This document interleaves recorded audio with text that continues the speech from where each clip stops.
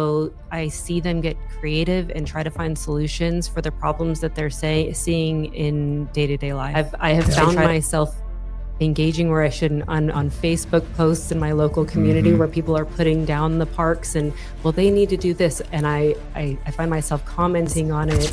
People don't understand all of the steps that they have to take to make every change and how much they really are working and advocating and fighting and finding solutions across the board. Yes, that's one thing that blew me away of how many different hats these Parks and Rec people wear. They may have been serving as a Park and Rec director for 10 years for a couple of different cities. They come into city number 3 deep in their career, and that city plops something on their lap that they've never seen before. They've never run a farmer's market. They've never run a graveyard. They've never done some big Easter egg hunt or Halloween special event or some senior center. There's so much stuff that these people just have to figure out.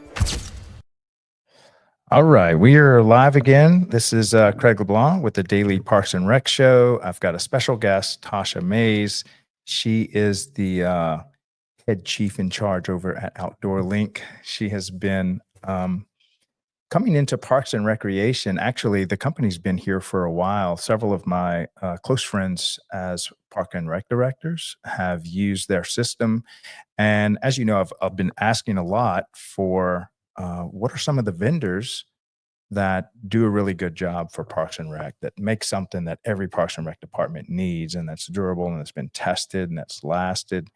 And OutdoorLink is one of those companies that just comes highly recommended that I personally have experience with. Just, I know my background as a master electrician, as an LED manufacturer in a former life. Of course, now I'm trying to build this YouTube channel and this media company for Parks and Rec. But I did want to highlight some of the really good vendors that we find in Parks and Recreation. And Tasha and her team have been just doing a great job nationwide for all the Parks and Rec departments that they're with. So I was on my way up to Nashville, passing right through Huntsville, Alabama, which is, of course, their headquarters. You can see their sign. So we're sitting at their big boardroom, and me and Tasha have been spending the last couple of days together. So I wanted to bring her on the show so we could do a little more in-depth study and explanation of what OutdoorLink is and how they are working with Parks and Rec. So welcome to the show, Tasha. How are you doing? I'm great. Thank you very much. And thank you for visiting. Not many people find an opportunity to come through Huntsville, Alabama. So yes, appreciate the pit stop. Well, I've always been a fan of space exploration, and this is one of the great cities in America that has a lot of space stuff going on. This is I think the headquarters for Blue Origin. I know they have a big factory here, but they've also got some other stuff going. Yes. If you hear rumbling in the background, it's usually because they're testing rockets. Yes. So we have a lot of it here. Right. So that's great. You wouldn't think that it would be in North Alabama testing rockets, but here they are going at it. It's Blue Origin, NASA. We've kind of got it all. Yeah. So maybe tell us a little bit about, you came on the show with me yesterday. And one thing I love about our show is we really have our Park and Rec directors during our 12 noon slot go into the why Parks and Rec, why is it so important? And I can tell you personally, it has really deepened my understanding about the heart of Parks and Rec. And I'm glad you were able to kind of see that yesterday with Ivan. So maybe since you've been in Parks and Rec, what have you discovered that maybe you didn't know before? I think honestly, everything. And I don't say that lightly. I came into Parks and Rec understanding our product incredibly well and assuming I knew where that would tie into Parks and Rec just based off of the clients that we already had and my experience with Parks and Rec, but truly didn't give enough credit or weight to how much our Parks and Rec departments do within our communities, how many headaches they withstand, how many fires they put out, how long those days are, because it's so detailed in how much they're responsible for. So as a user of Parks and Rec departments, having kids out on the fields and using the community centers, I thought I had an idea of it, and really just gave me a deep appreciation for how much they are all doing every single day and how many hats everybody's wearing. Yes, that's one thing that blew me away of how many how many different hats these Parks and Rec people wear. And even though they may have been serving as a Park and Rec director for 10 years for a couple of different cities, they come into city number 3 deep in their career, and that city plops something on their lap that they've never seen before. They've never run a farmer's market. They've never run a graveyard. They've never done some big Easter egg hunt or Halloween special event or some senior center. There's so much stuff that these people just have to figure out. And I think it makes them into amazing people that can adapt and overcome with the constant adversity of issues they're facing. I- Their day-to-day lives are so different, and I would say even hour to hour, they're going from ribbon cuttings to team signups to upgrades and maintenance and new builds and on and on and on, and that's not even the random things that are thrown at them throughout the day that were not anticipated. I Again, I had no idea before really diving into it exactly how involved they are in all Mhm. of those aspects. Yeah, and shout out to Dave and Joseph. These were 2 of their reps that were up for OutdoorLink, former Parks and Rec director, and I think you'll have another one We that's do. also in Craig Parks and Rec. Craig is also an ex Parks and Rec director, so we knew going in, nobody understands Parks and Rec like Parks and Rec. Mhm. And it's very, very obvious that nobody understands quite what that job looks like. So we really made a point of trying to find people who not only understood, but had lived the life, understood what those problems were and could relate. And if the solution isn't going to work for them, then they're going to be able to identify that and not go down the road, but even suggest alternatives because they've had to find alternatives themselves. Yeah. It they've taught me an immense amount of Right. information. Yeah. I have worked with Parks and Recreation through my manufacturing company for over a decade, and none of it prepared me to leave all that behind. And then to well, I was appointed by some of you Park and Rec directors to that I had a good idea and I should do it, and I really did not feel qualified. But now that I've kind of set sail to be able to tell the story of Parks and Rec, I realize how little I knew about it because as I'm interviewing all these people and maybe as you're working with Dave and Joseph and Craig, what are some of the things that you never saw coming about even the language that they speak, the things that are important to them, their whys? What have you seen now that you've been working with them for a few years? I think the biggest thing is the passion. There's very few people that I've met during this journey that are just doing a job. They're just going and they're clocking in and they're gonna check the list off and continue on with their day. Most of the people that I've met, and this is, you know, people who have only been in the Parks and Rec facilities for a couple of years to the people who have been doing it for 30 years and are on the retirement end, they really enjoy what they do. And they Mhm. might not enjoy it every day because I hear a lot of the headaches, but they're passionate about it. They see where the changes need to be made. They enjoy the kids. A lot of the people that I talk to, they're like, well, I'll still go on Saturdays when they're not even working and take popsicles out to the parks because they know that the teams are out there and it's hot, or Mhm. take cold waters, or these are people who are already working extremely long days and they're still spending their free time at work doing more of it because they just enjoy it and they enjoy the connection they have with the community around them. And I don't think I ever really understood how involved they are at a community level and how passionate they are about that job every day. Yeah. And these are government workers. These are local government workers. These are your city governments. These are your county governments.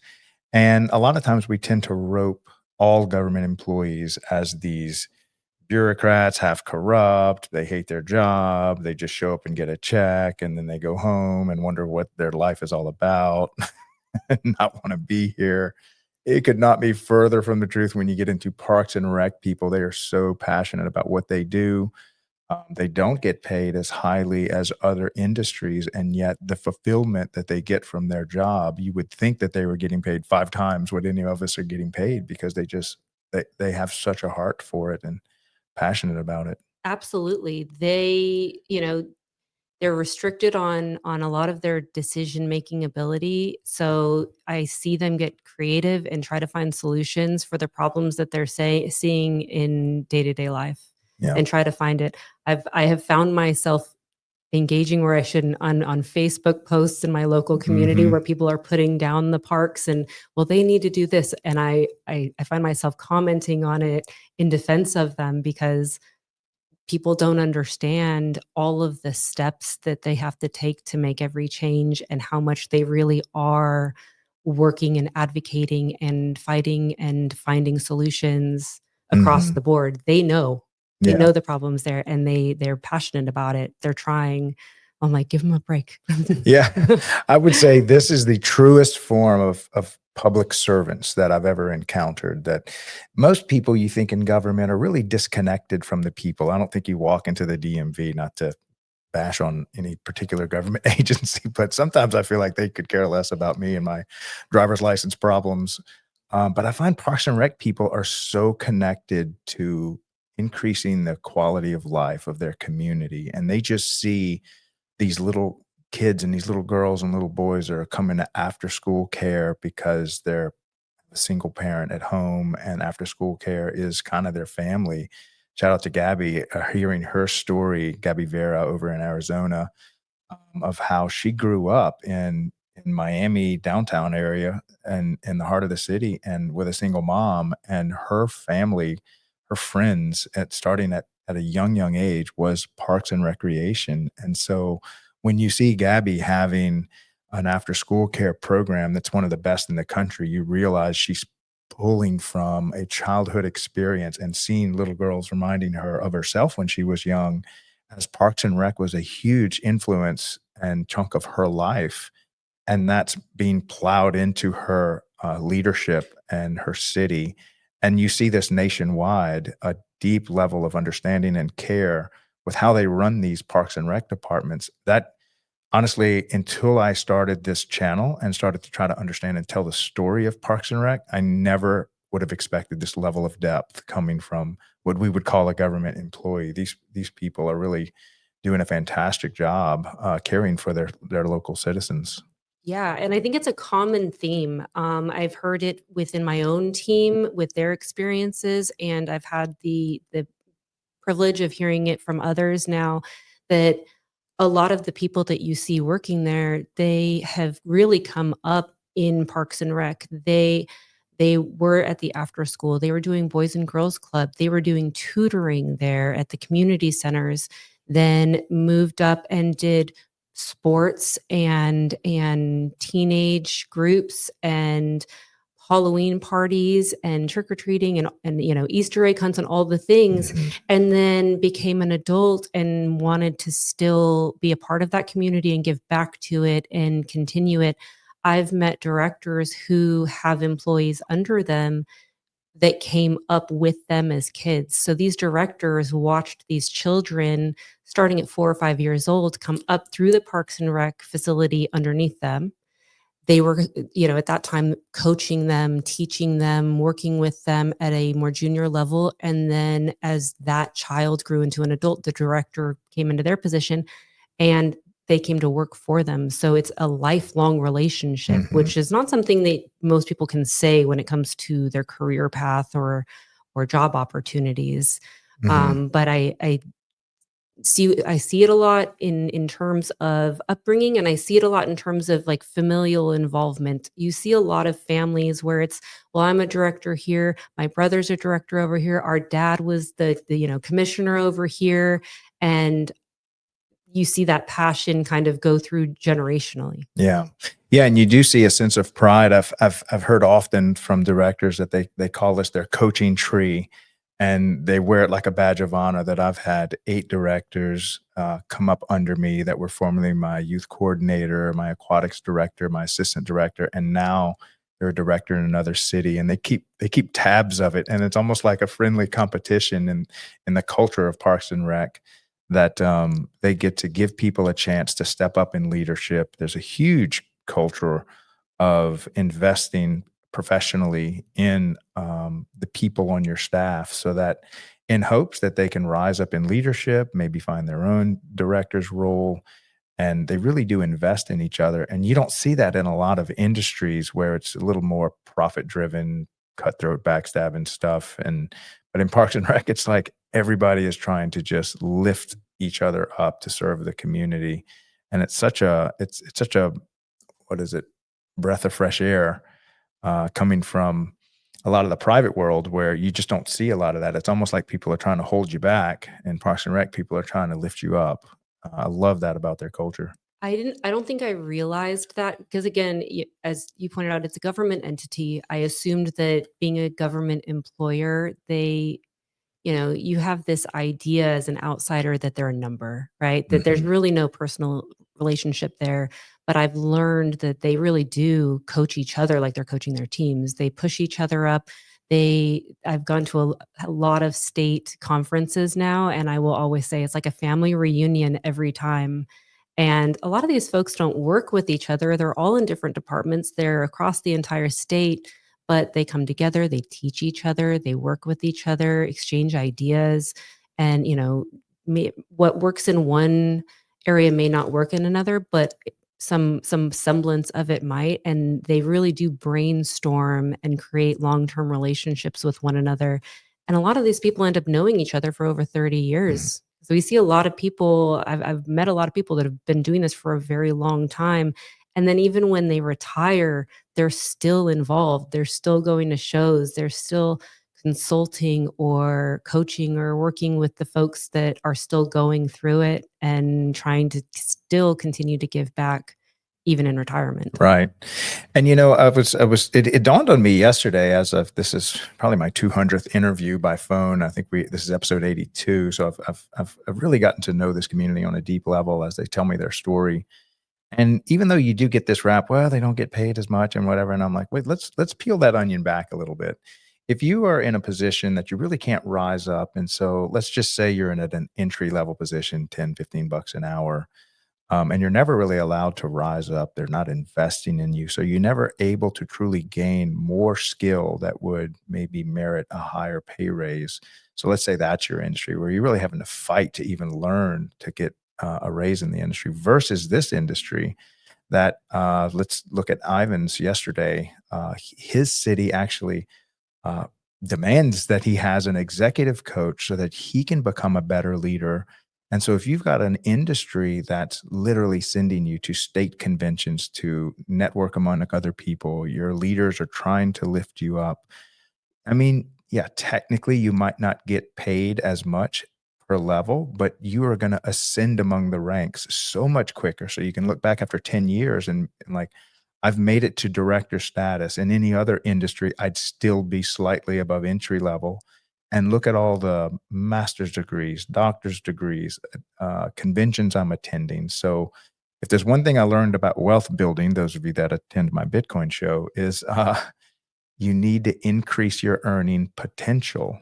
And I would say that as an industry, y'all might give yourself a bad rap for not getting the highest pay at your level. But as an industry, you are lifting people up faster and quicker through the ranks than any other industry by giving them learning opportunities, pushing them to get degrees, giving them opportunities to lead that you just don't get in other industries. No, I think that you would be hard pressed to find a private company that created a leadership coaching opportunity before they're at a C level, right? Mhm. Before they're at an executive level, which almost defeats the purpose because you're putting somebody into that leadership role before you're making sure that they're good leaders.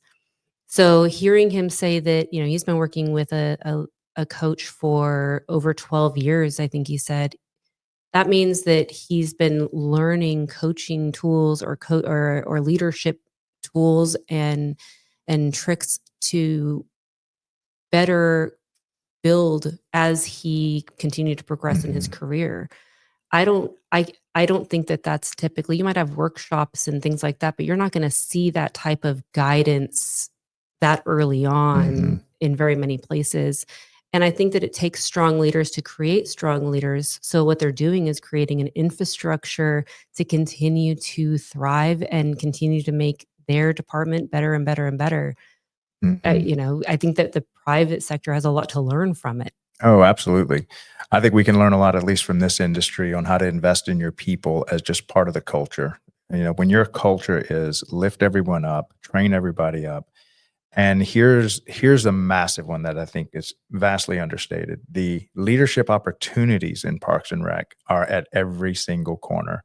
Whether you're coaching a little team and you're learning how to herd cats with 5-year-olds, or you're coaching or you're bringing on 150 high schoolers to do lifeguarding, to do concession stand working, to cut grass. I mean, now you are leading teenagers, and you could be a 20-year-old working in the aquatic center, leading a team of 15 teenagers as lifeguards, as camp counselors. These are all places where it's almost like a gym. You have an opportunity at every corner to go work out your leadership skills, to learn how to invest in people, to learn how to coach people up. Because I'd say many, all of Parks and Rec departments go from, let's just say, 40 full timers, and they swell up to sometimes 200 part timers, which are the people that are just now entering the job market and they have no experience. And here you have this opportunity to say, okay, you're going to be assigned these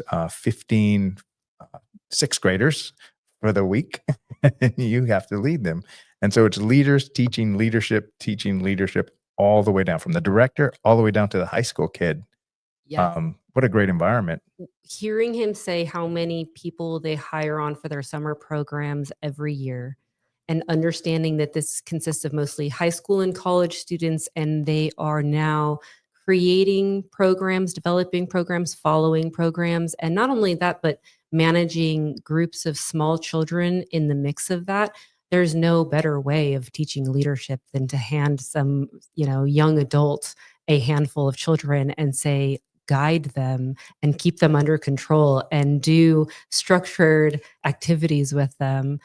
It's Mm, such a great introduction to that, and then exactly to your point, they build that all the way up to that high director level, to retirement, essentially. yeah. Continue to create those building blocks, and to as building blocks, they're continuing to give back and make sure that the building blocks are staying stable below them, so that when they leave, those leaders have been built up below them and can take over and continue on for the next generation. Yeah, and I think what I'm discovering real time in my head is, so many times I'm on an interview with a director, and they're like, as a community, we need to be better at describing the value we bring to our community. We have green spaces, we have family spaces, common spaces, events. We offer programs for seniors and for parents and children.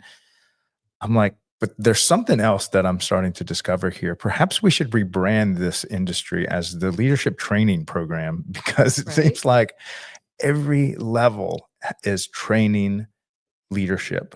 When you're coming in as just a fifth grader, for instance, you're put on a team, you're given a coach, you're giving these games and sports where you get to learn how to work as a team, overcome adversity, deal with being exhausted on a basketball team. And the young little athlete that comes in graduates a team player that can learn to work with others and can push themselves physically. And so you're teaching them leadership. And then think about the high school kid that's in charge of this new little group of kids during summer camps, and the 25-year-old that's in charge of these high schoolers, in charge of these eighth graders. And it just goes all the way up. Everybody's learning to lead. Everybody's leaving that summer program or that year knowing more than when they started. It's not some, factory line that's just the same monotonous thing over and over. And as you get better, Parks and Rec does a great job of saying, now that you've are able to do this, we're going to ask you to do something a little bit more challenging. And it just never stops from top to bottom, entire industry. That's quite a value to bring to an entire community and city that Parks and Rec is doing. quietly behind the scenes, not even taking credit for it. So here I am to give credit for this industry training leaders.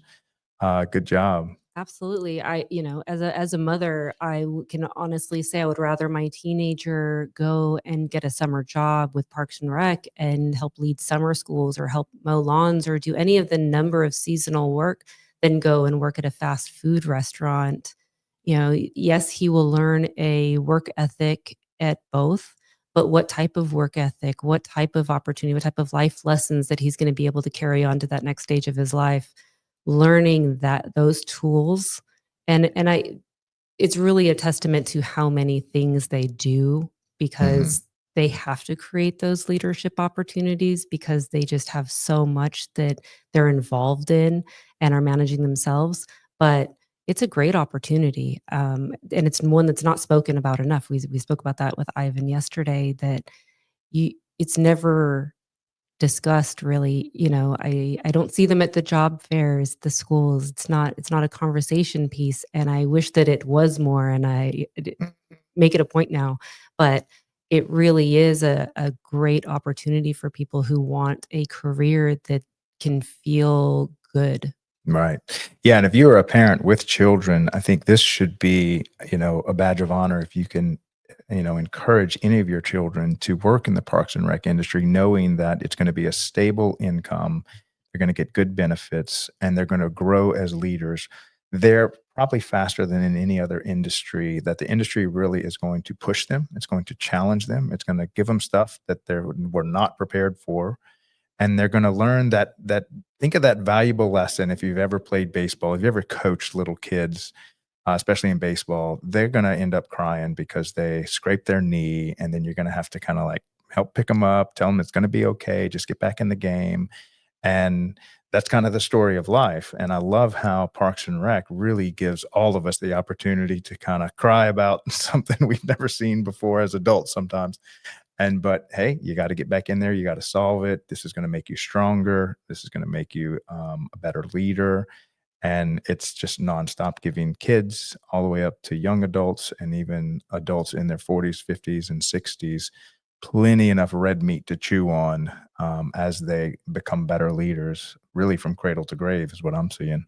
And I was shocked to find out some of the benefits, speaking to the folks we talked to yesterday and just over time, paid tuition for higher education, and making sure that they're able to pursue those next steps. And not only that, but there's very few career paths that require continued education. I see the folks going and getting their education hours in, constantly learning and growing and figuring out what benefits they need to start creating, adapting. We have watched playground equipment change over the past 10, 15, 20, 30 years, over and over and over again, to adapt to what we understand our community needs.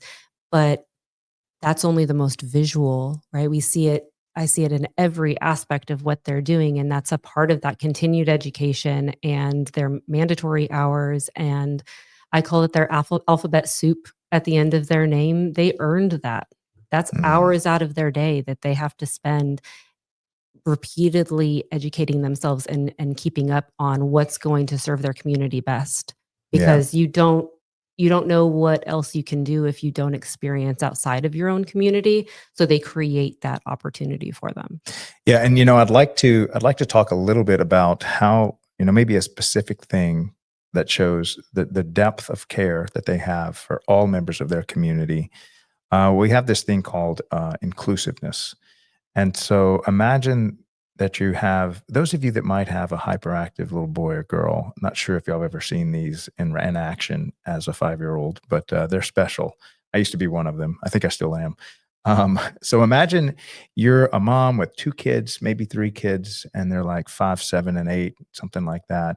And 2 of them, they're super hyper, and they just need to go run and get that energy out of them. So you bring them to a playground, you're sitting on a bench, and now you just can't see where they've gone. They're behind the playground, they're in the slide, and you're like, "Oh my gosh, did my kid just run off?" Which, not that that would ever happen to an ADD kid, run off, hide behind a tree, give their mom a heart attack.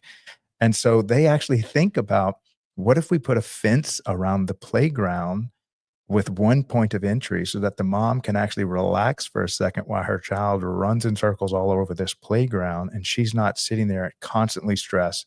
I got to put my eyes on, where is he? That kind of stuff.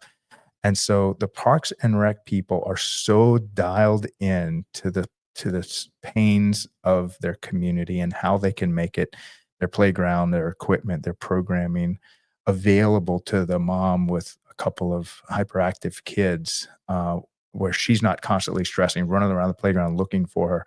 And I'm hoping I'm describing a situation that many moms have had when they bring their kid to a playground without a fence around it. This industry is so dialed in, they understand that moment, that the mother and the child are having, and do something about it to put real infrastructure in around a fence so that they can have a better experience of time at the park with their children. Just as one example of how much understanding they have towards their community. Absolutely, because what you're describing is a game changer. Trust me. Mhm. Our local Parks and Rec, in Madison City actually did double gates on their main play area, one of them. So you can usher all of your children in, close the gate, get to the next gate, and open it and let them go. And as somebody who has a son like you're describing, it's great because by the time he figures out how to get through the first one, I can get to him. But Mhm. they really do. I've seen the adult special needs swings and these different aspects that, um, they really are game changers. Yeah. Mhm. Yeah, and you can look at their whole program, from their aquatics, their sports. They really try to accommodate as many people as possible, not just like a handicapped child or a Down syndrome child, but even, the elderly, and different age ranges, and, whether they're hyperactive or whether they're male, female, or all different age groups. They try to say, how can we include more and more people in our programs? Is there a segment of the population that just can't participate because of how we have it set up? So you've got the creative minds of the leaders of Parks and Rec that are attending conferences, and some of the programming they have at these conferences are to speak about, how do we make our programs more inclusive? And they're sharing the nationwide brain trust solutions. And then they're taking that back home and implementing them in all the cities across America. So it's not just what can your community think of. Parks and Rec people are attending state and national conferences where all the solutions that have ever been come up with nationwide are just shared. And then, like our channel, same thing. If there is a park and rec director that's found a really creative way to recover costs, to save money, to put on a fair, something like that, the whole community nationwide gets to see that, and they're constantly sharing different ways to make their communities better, all with each other. And I think that, something that I didn't realize before coming into this, and I've touched on it already, but is just all of the different areas, right? Because I knew there's sports, I knew there was children's activities, there was summer camps, there were these items, but what I didn't realize is that these classes are not just focused on that. It is focused on how to make your green space more beneficial, how to create energy savings across the board. How do you, what's going to do best for mental health for your community, physical health for your community? How can you make these things more attainable to people? How can you create budget savings and make your dollar go further? There's so many areas and many that I don't pretend to know yet, but so many areas that you really just didn't understand. These are education hours. These are times that people are reading and listening and going to classes and taking the steps to really understand what can work better and ultimately make their budget go further, let their city's budget go further to better serve the community. Mhm. And shout out to Jamie Sabak. She is heading to California right now. Good luck teaching the whole state of California how to have a more sustainable department. But on that topic of financial sustainability, making sure that we're not racking up this massive mountain of deferred maintenance, but rather taking care of it and then handing to your director that follows you maybe a very financially healthy, sustainable Parks and Rec department, not a train wreck that needs funding and lots of maintenance. And so, if you haven't listened to Jamie Sabak's content, I encourage you to watch. I think she came on probably 75, 76th episode, somewhere around there. Um, she does a great job, and we're going to have her on again. But uh, talk about sharing the wisdom of how do we do more with less? How do we look for energy savings? How do we look for ways to? Um, we've only got a certain amount of manpower. I don't think there's a department, Parks and Rec department out there that wants to do more than you could ever afford to do, and that you have the manpower to staff, and that you have the facilities ready to go. And so these people are constantly creatively looking for ways to do all that the community needs. And then on top of that, what the community wants, and making it a sustainable Parks and Rec program that's not constantly going bankrupt or not able to just fund basic things. Jamie does a lot of great content on there. And maybe we can talk a little bit about OutdoorLink and how they're able to help with some of this cost savings and cost recovery. We're always looking for ways as a park and rec department to how do I save money? How do I save man hours? Even like I interviewed someone up in Homewood, Alabama. I cannot remember his name. He's going to shoot me. But he has these robotic lawnmowers that are able to go cut the fields as a robot, that they can cut it and you're not using man hours for that. So Yes. it allows his grass cutters to do more with less. Now they're able to pressure wash all the gum and all the other stuff and do projects and paint that they couldn't do because they were using every man hour to cut grass, and they just didn't have enough man hours to maintain good looking facilities. And so now it's freeing that up, and OutdoorLink fits squarely in one of these categories to where it is one of the cost savings. If you're looking for areas to save money, to do more with less, so that you can redeploy these dollars, maybe that affects the community, or another program, or maybe investing in a playground that maybe can include more people. You're not wasting these dollars. So let's talk about maybe how y'all are more of a cost savings play as one of the vendors that works in Parks and Rec. Absolutely. And first I will say I've yet to hear anybody in Parks and Rec say, I have too much money and too many people. We're really just sitting here twiddling our thumbs. Like, Yes, not heard wish that they'd yet. give us something to do. That's not something we hear, right? It's we are doing a million jobs. So at the end of the day, how do we try to cut some of that back, and how do we try to make it easier without having the giant task of budget approvals and higher approvals and that long drawn out process. And a big part of it for us was time and money, right? Those are the two things. There's never enough of it. I don't care who you are, but definitely not in Parks and Rec. So essentially, from a financial standpoint, it's very easy, because when it's no different than telling your kids to turn the lights off every time they leave the room.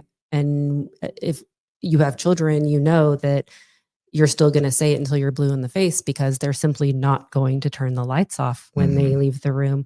So making sure that it's an instant savings opportunity. And we've had some of our larger clients that have been with us for quite some time do their own studies, and independently have reported back that they've saved up to 44% of their energy savings. And I think that any Parks and Rec director who's in charge of, or financial person who's in charge of those bills, 44% is, millions Mhm. sometimes, depending on the size of your facility. It's a large chunk that can then be redistributed and go to other things. But Mhm. but the other side of that is the lawnmower example. And if anybody wants to give out a lawnmower, I will gladly accept one, because Ah. not a task that I like.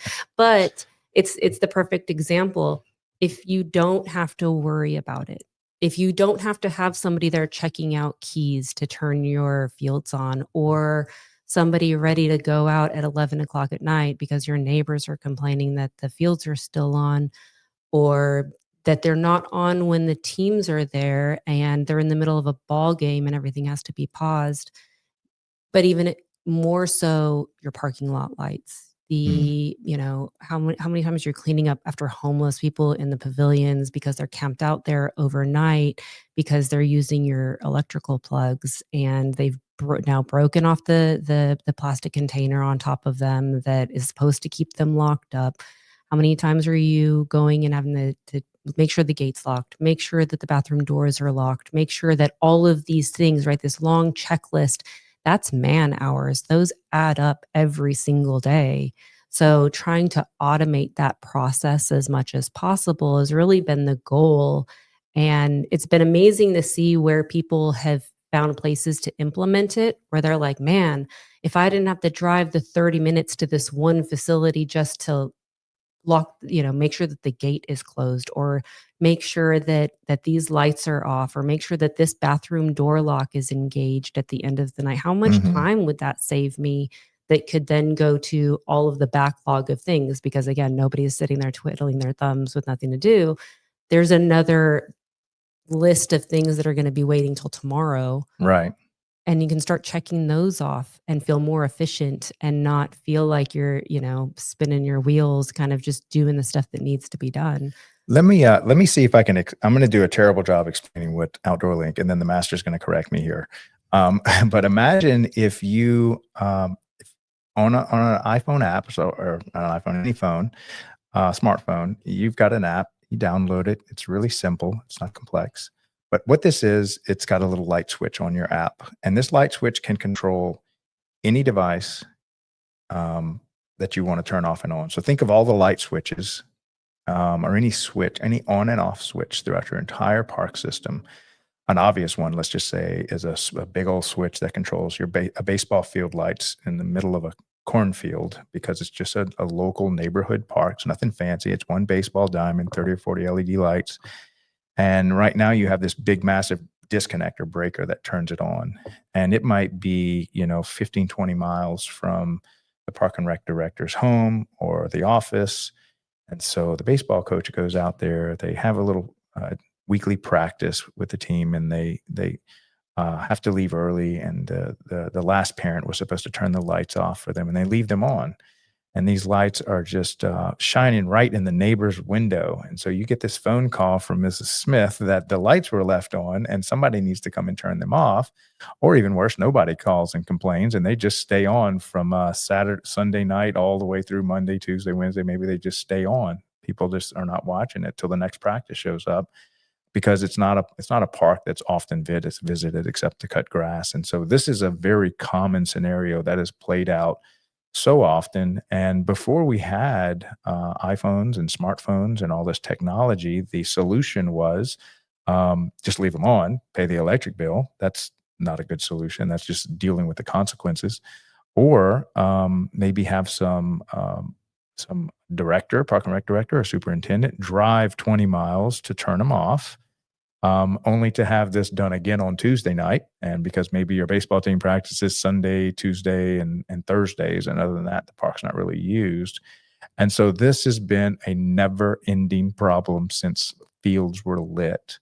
And so now, the invention of the iPhone and the internet and the ability for you to send information to her switch now gives you the power to say, "Oh, thank you for calling, Mrs. Smith. You're still in bed. You're still at family dinner at 10 o'clock, 9 o'clock at night watching the news." As a director, you can just flip those lights off with a flip of your finger from your living room and control all the baseball fields. You can give this power to a coach. You can give for the weekend. You can give it to your superintendent as a backup in case you go on vacation.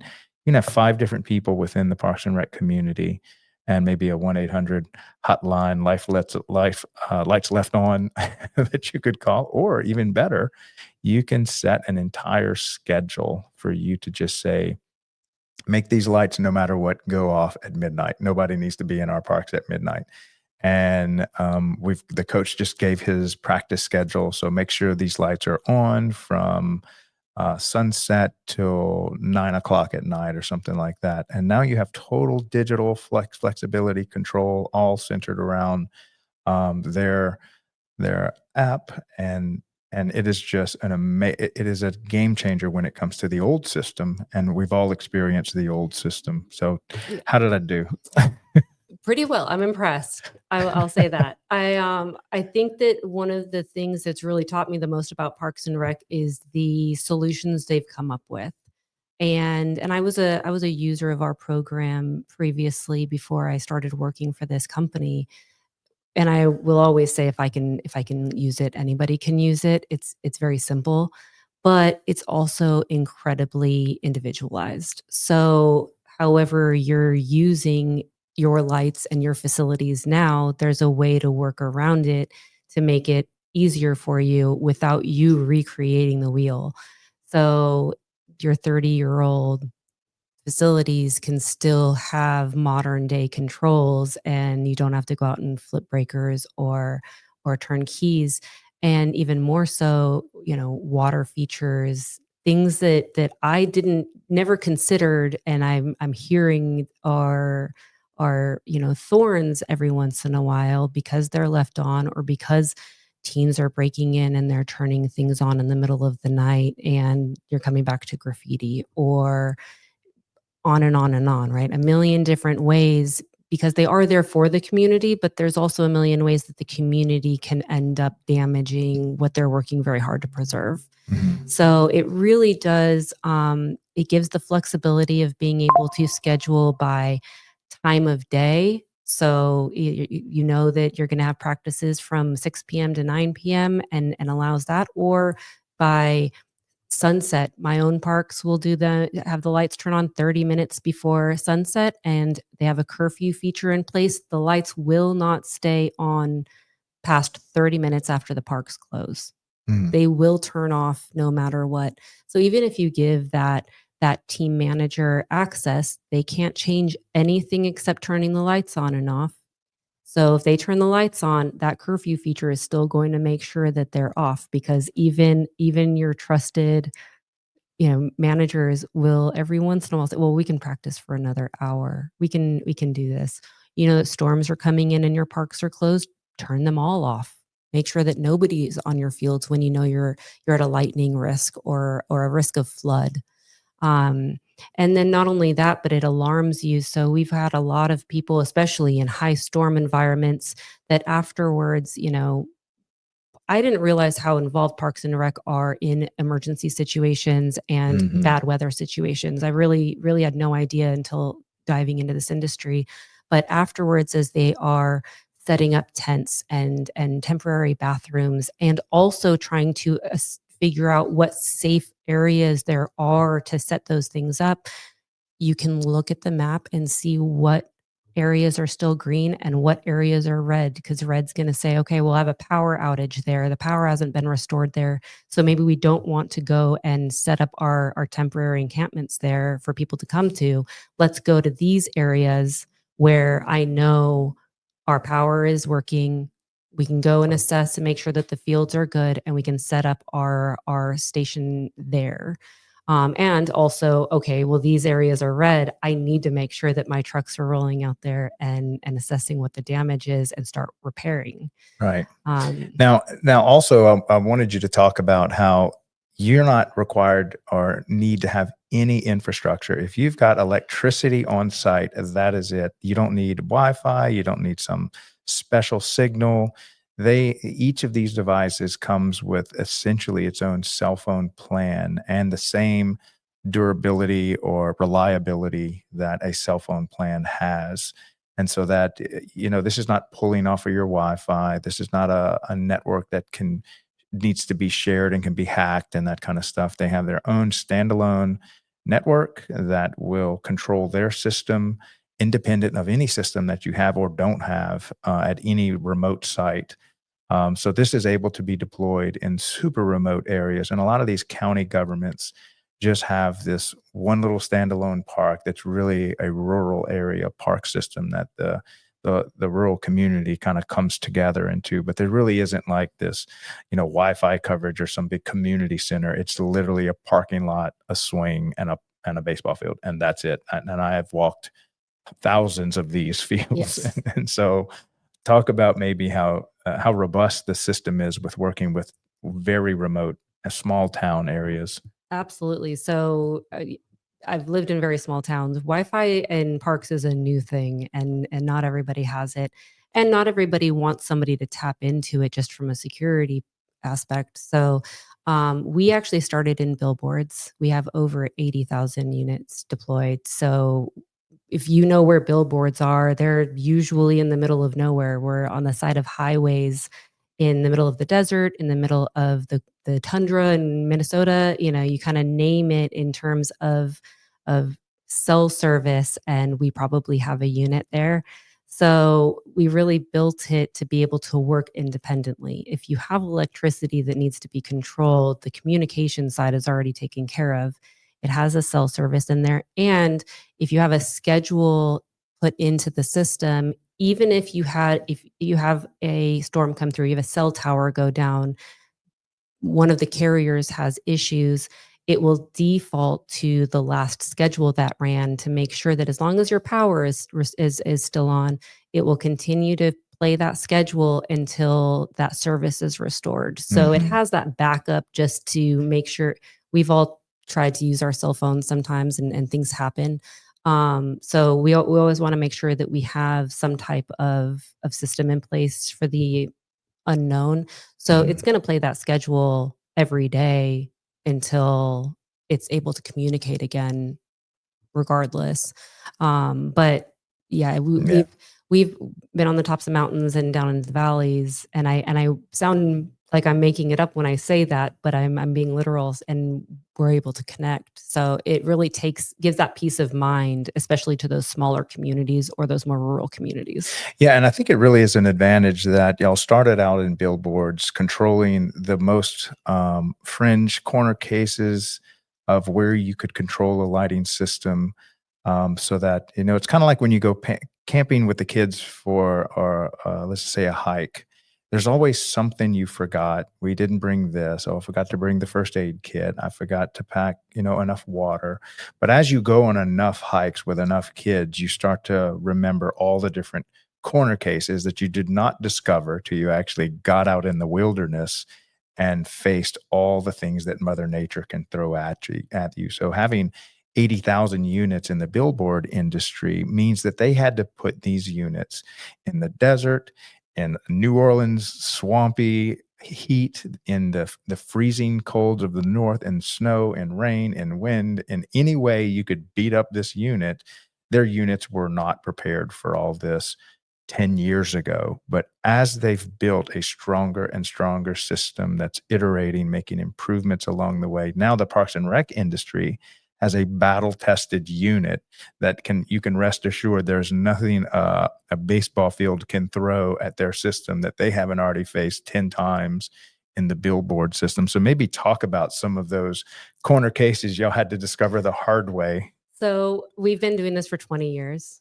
And I would say, and luckily I wasn't here during the trial and error period. I've heard about it, and I know that, we learned that's any new technology, right? The first Apple phone was not fantastic during its first fruition, and they constantly make updates and upgrades because new technology and new lessons and new requests are made. So we're constantly kind of adjusting, not just from our software side, but hardware. But our hardware, we've got units that have been out on billboards in nature, in all of the elements for over 10 years and are still fully functional. Mm, It's I'm hard pressed outside of maybe my microwave to think of technology that has lasted that long without replacing or upgrading. We've had to do updates on our SIM cards previously, but outside of that, they've really withstood. And I will say also, I don't take our warehouse guys' job lightly because they've opened these boxes to anything you can possibly imagine, up to, they actually had a nest of live ants returned to them in a nice. box once. Hmm. They didn't even kill them first.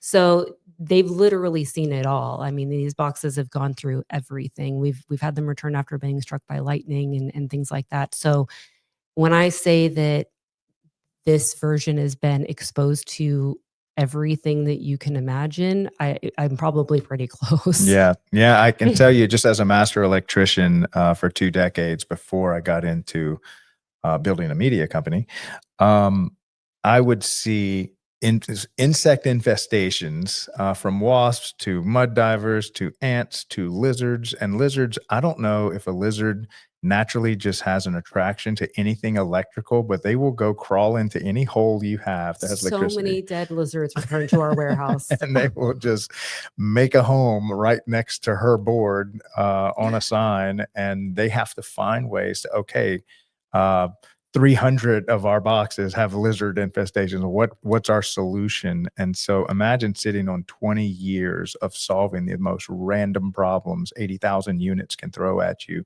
Because 80,000 units, you're like, oh yeah, 90% of them or 99% of them are working fine. But when 1% fails on an $80,000 segment, 1% of 80,000 is 800 units. So you've got 800 units that have this 1% corner case.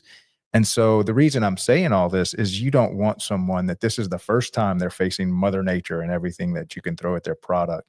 They have been facing Mother Nature for 2 decades. And that's the quality and the longevity and the brain trust that's behind each unit that you get when you work with OutdoorLink. And we have 24-hour in-house customer service, and they're right down the hall from me, from my office. We do not want 800 people responding because they're not working. So Mhm. yeah, we have worked through it, and it's the royal we, because I have very little to do with it. But people that are much smarter than I am work very hard to make sure that the hardware and software are easy. The hardware is easy to install, and that the software is easy to use. So Mhm. you can have your electrician who you have on staff go in and install it very simply, and you've seen the units and are an electrician, so you can appreciate that. We did not try to make a complicated, we don't wanna make it too hard to use, right?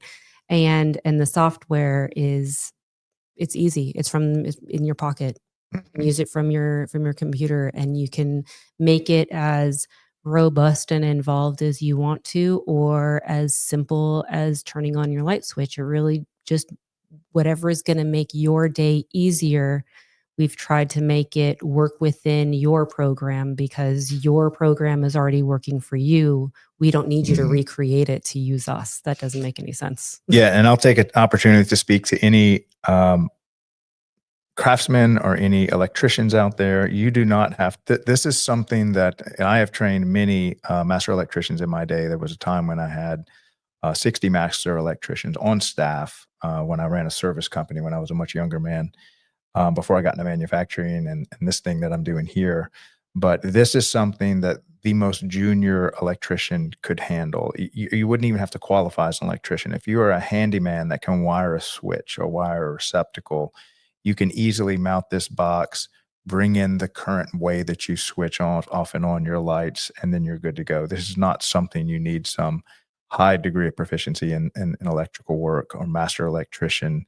And then also on the software side, if you're just a director that's used to coaching, and maybe even a lot of directors are still cutting grass in very tiny communities, their onboarding process to understand their system, get this, it's 30 minutes, but 15 minutes of how you doing? Nice to talk to you. Hope you're doing well. The actual training is 15 minutes. And she's told me that even some of the people, when they show up for their scheduled onboarding process, they're like, "Oh, I figured it out. It's pretty simple. It's pretty intuitive. I don't even need your help anymore. Thank you." My feelings aren't hurt by this, All but I right. have a lot of cancellations. Yeah. You know, we do, our team. We set them up because we really want to show you how you can use the system to work for you. And to your point, it's a very quick process to learn that. But most of the time, between the user guide and just clicking around, say, "Oh yeah, I've been clicking around in it for the last 10 minutes or so. I think I got it. I'm good." Yeah. Okay. And I say that shout out to all of my non-techie people that it's just never, tech has never been a passion of theirs. It's not something they gravitate to. They'll figure it out when they stop making like I can think about my dad. My dad got rid of his pager when the company called and said, "We're no longer, man, you're the last person on the earth that has a pager." Then he'll get the Nokia. Then finally, begrudgingly, he gets the iPhone. So I know there's a big crowd out there, nothing against Parks and Rec people. I think there's just a large segment of the human population that just is not tech savvy, and their software developers have considered that we have to make this for non-tech savvy people that anyone can understand and use our system with hardly any training and maybe even a fear of technology. And I know there's a ton of people out there like that don't want to sit down and understand some complicated software, have this massive help desk that needs to do everything for you. Their system is made so that anybody with very little technical understanding does not need a 1-800 hotline to help them turn their lights off or on. It's a very simple system.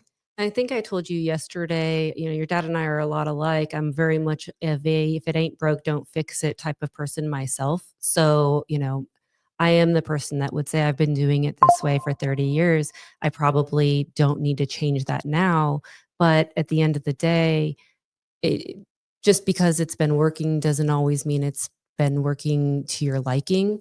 And I didn't need any technology in my car, but I really enjoy my remote start, my seat heaters. So sometimes that next step, when it's easy and seamless, it's worth it, which I think our system is. It's Mhm. very, very easy. And after, I always say, you end up putting one on, you're going to want them on the other stuff because it's just simple. Yeah. Well, it looks like we just crossed the 1 hour mark. So that's our 1 hour show. I'm so glad Tasha was able to come on here and really explain to us a couple of things. I wanted her to really express all that she's learned about Parks and Recreation. And because I don't want anyone that sponsors this program to be not really understanding of the problems that Parks and Rec faces, how they can help them, and the gravity of the importance of the work that they're doing, and that these really are good people trying to invest in their community. And and and we don't take that lightly, and neither does OutdoorLink enough. And that's why they have actual Parks and Rec directors retired, bringing this technology into Parks and Rec systems, because these Parks and Rec directors now working for OutdoorLink have faced this exact problem for their entire career.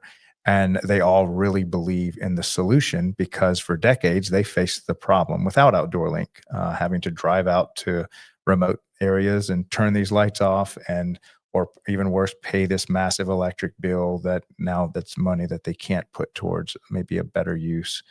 And so I really believe that this company is not just a good company, but understands Parks and Rec and the Parks and Rec problems, and even has Parks and Rec people working inside of it.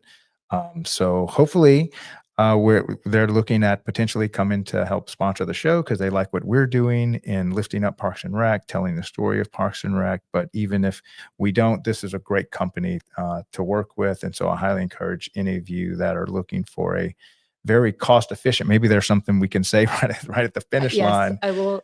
budget friendly solution here. Very budget friendly. You all the reasons you've been not wanting to include it because you can't deal with the budget side of it, we'll find solutions. Yeah. And so typically, if you just want to try out one unit, it's not necessary that you spend $20,000 to try the system out. It's like you can buy one unit, control 4 baseball fields for under $1,000. Yes, unit and a year of service. Yeah. And so that includes an entire year of their cell phone service, plus the unit, plus the 24/7 help desk, that you can just say, hey, this will fit easily as a sample of let's just trying the system out. It fits easily within your maintenance budget or your card swipe budget. So we can say, let's just try this one remote field and then see it in action. And then we can say, oh, okay, now I get it.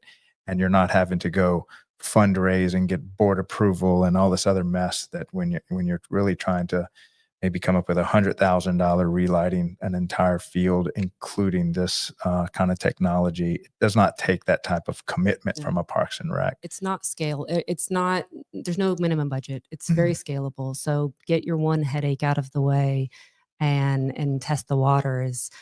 Is kind of our thought process. Mhm. We want to make sure that if you have one field, if you have 30, you're still able to find the same solutions. Yeah, and I would include this company and the solution that they provide as part of the new technology age, whether it's robotic lawnmowers, whether it's using AI to distribute some of your social media content, or do some of your scheduling for sports, or whether you're using, this would be what I would call part of the Internet of Things, IoT. So if you ever see IoT, that stands for Internet of Things, and it's just where all your devices are just connected to the internet. So this is where they squarely sit in that industry of Internet of Things, because they are doing just that. They are connecting your baseball field lights to the internet, so you have all the same functionality that your cell phone would have, except now it's not a cell phone. It's literally your lighting system is connected just like your cell phone, and so it allows you to send information and collect information from a remote area. And this is where the world is heading. If you go into any Best Buy, you'll see an Amazon display, an Apple display, and I'm trying to think who's the third party. And it's where they have these switches and these smart homes where you can basically control lights and AC and all kind of stuff from your cell phone, so that you can program it to, when you sense my phone getting closer to the house, lower the temperature to 70 and turn the lights on and open the garage door kind of stuff. So that's kind of what they call a smart home. So if you're trying to do some version of that in your city, it's called a smart city. Then you have to connect your devices to the internet so that you can run your city like a smart home, and except it's a smart city. This is one of the natural first steps that you would have in making your city a smart city, and it's going to save your city time and electricity and labor and effort, so that the robots and machines are doing a lot of this monotonous heavy lifting stuff that you already know want done. And that allows your people to focus more on the people, which is where we all want to be in Parks and Rec, working with children, working with after school care. This is where we need our Parks and Rec people putting their hours and their infrastructure and all their efforts, not into turning a light switch off and on. We want them bettering the community and working with the humans, which, the technology can't, at least right now, can't work with the humans like y'all do. So it allows you to become that smart city and deploy your capital and your resources with a modern day intelligent design. Absolutely. Without having to learn how to program and link all of those things together, right? Have all of those components all on one platform without having to be that techie individual that really yearns for it. Yeah. Yeah. Because in the early days of Internet of Things, you had to just be a techie coder, and it was very not user friendly. And so, but now they've actually solved all those Yes. problems, because an industry does not mature into a person that has hardly any understanding of what you're doing can use it. That actually takes the genius. And I'd say the true genius in this company and OutdoorLink is they've had to make a complex system, and they've got quite a stable of hardware and software engineers that I've met yesterday and today, that have made things simple, because it does take that engineering brain to discover the problem, but now we have to simplify the solution. The solution can't be so complex that only a very small people could ever take advantage of this. And so shout out to all engineers that are making our world simple and usable and user friendly. Rock stars. Yeah, because without them, we would be cut off from all the advanced technology that we see us using right now on our phones and in our apps. And this is just one of the many great engineering teams inside of OutdoorLink, that's able to simplify and bring technology to a Parks and Rec department on a rural baseball field. So really appreciate the work y'all are doing. Thank y'all so much. Thank you so much. And thank you for having me on the show. I've really appreciated it. Yep. Well, we'll be here tomorrow with several guests. We have, I think, guests for the rest of the week, Wednesday, Thursday, Friday. Then we take weekends off, and we'll be back here 12 noon Eastern, Monday through Friday, with your daily Parks and Rec show. So appreciate you stopping by, Tasha. Thank you. All right.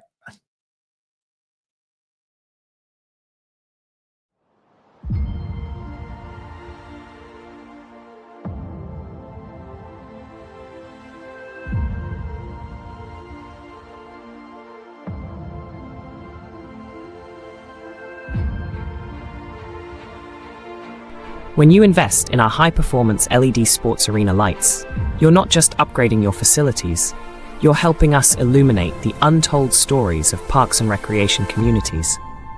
Every purchase directly supports the Daily Parks and Rec Show, a media platform on a mission to celebrate the heart and soul of our local parks and programs. From after-school activities to summer leagues, these spaces shape lives, and their stories deserve to be told. Why your support matters. Capturing community impact. Your contribution helps us assemble a talented team of digital artists, storytellers, and filmmakers to create compelling videos, articles, and short films that spotlight how Parks and Rec programs change lives. Sharing untold stories. From a child's first home run to lifelong friendships forged on the court, we'll document these priceless moments and share them with the world. Inspiring the next generation. By highlighting the joy, inclusivity, and opportunities found in our parks, we foster a deeper appreciation for these vital community spaces. Light up arenas, brighten futures. Your choice to install LED sports arena lights isn't just a smart investment in energy efficiency and performance, it's an investment in stories that deserve to be told. Be part of the story. Take action today. Purchase LED sports arena lights and help us shine a spotlight on the heartwarming stories that define our parks and communities. Contact us now to learn more about our products and how your support fuels the Daily Parks and Rec Show. Together, we'll shine a light on the moments that matter most.